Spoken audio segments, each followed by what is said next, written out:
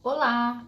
Sempre que eu vou avaliar um paciente, a primeira pergunta que os cuidadores ou os enfermeiros me fazem é como lavar essa ferida. Devo lavar com soro, com água? Como que deve ser feita a limpeza dessa ferida? Então eu vou explicar aqui quais são as diferenças entre lavar a ferida com soro e lavar a ferida com água. Vamos lá então. Primeira coisa, não existe evidência científica que o soro é melhor que a água ou que a água é melhor que o soro. Você pode usar os dois produtos de uma forma bem tranquila.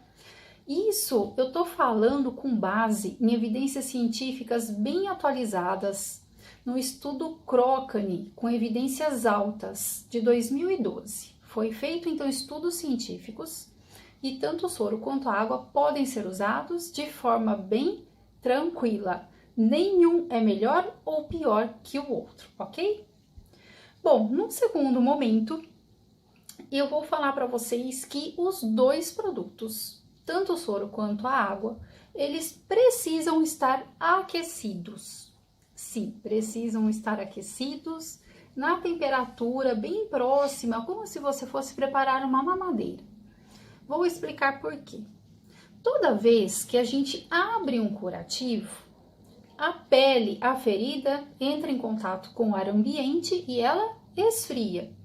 As células que estavam se multiplicando num microclima, num ambiente quentinho, elas acabam parando de se duplicar e morrendo de frio. Se nesse momento você pegar um soro ou uma água gelada e jogar em cima da ferida, você vai atrasar muito esse processo de cicatrização. Porque a ferida fria, depois que você fecha o curativo, ela vai demorar mais ou menos umas 6 ou 8 horas até essa ferida, esse curativo, chegar na temperatura corporal e começar a reproduzir novamente as células de cicatrização. Então, se o soro ou a água estiverem aquecidos, joia, sensacional, fantástico.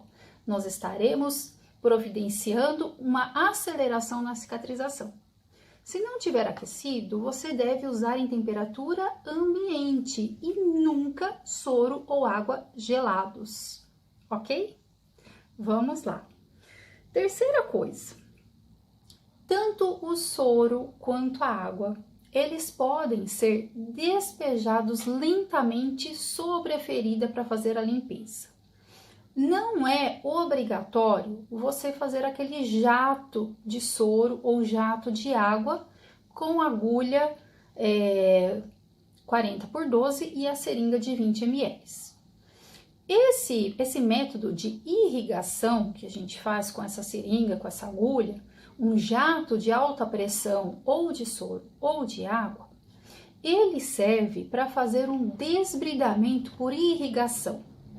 Esse desbridamento por irrigação eu explico certinho no curso que eu acabo de lançar sobre desbridamento de feridas online, que está na plataforma do Udemy, certo? Vou deixar o link para quem se interessar. Mas voltando ao assunto, se você pegar uma agulha de 40x12 e uma seringa de 20 ml e pôr o soro ou a água aquecidos e fizer o jato, esse jato, essa irrigação vai promover um desbridamento do curativo anterior, do restos, da ferida, do tecido que já está mais amolecido, enfim, você vai reduzir o meio de cultura que está ali propício para crescimento de bactérias. Você vai fazer uma limpeza muito boa nessa ferida. Então é legal fazer essa técnica, mas ela não é obrigatória, certo? Bom, aqui coloquei uma colinha para não esquecer de falar nada. E o quarto ponto importantíssimo para quem atende no home care ou no ambulatório. Essa água, se eu optei por limpar a ferida com água, ela deve ser estéril? Ela tem que ser estéril? Enfim, não precisa. Esse estudo também de 2012 do Cochrane, ele explica certinho isso. A água que vai ser utilizada para lavar a ferida, ela precisa ser uma água potável, uma água que a gente consiga beber. Ela precisa ser uma água estéril se estiver dentro do ambiente hospitalar, tá? Mas ela precisa ser uma água de boa qualidade, não necessariamente estéril. Então, se você tá no home care, vai atender o paciente na casa dele e vai lavar a ferida com água, opte por usar a água que o paciente bebe. Às vezes, tem paciente que pega a água da torneira, ferve para depois beber. Tudo bem, pode usar essa água fervida também. O que a gente não pode deixar é o paciente ir tomar um banho com o curativo aberto. Por quê? Porque no banheiro está cheio de bactérias. As bactérias podem bater no chão e naquela água espirrar e entrar dentro da ferida. Ou a própria ferida do paciente vai deixar as bactérias no chão e essa água contaminada vai contaminar outro membro da família. Então, o banho não é para ser feito com o curativo aberto, mas pode ser usado a água do chuveiro para lavar a ferida se for uma água potável, ok? E outra coisa importante, né? Seria o quinto ponto que eu vou abordar para vocês. Curativos realizados a limpeza com soro fisiológico e eu vou usar um curativo com prata. Não é uma boa indicação. Por quê? O curativo com prata, todos os curativos com prata, eles são positivos, eles são Ag+. Até aí tudo bem. O soro, ele é um componente negativo, ele é um cloro, ele é Cl-. Então, vamos supor que eu vou usar num paciente que está com uma ferida infectada, um curativo de prata nanocristalina. Então, vou pôr essa malha de prata nanocristalina e eu quero que essa prata seja liberada no paciente durante 3 dias.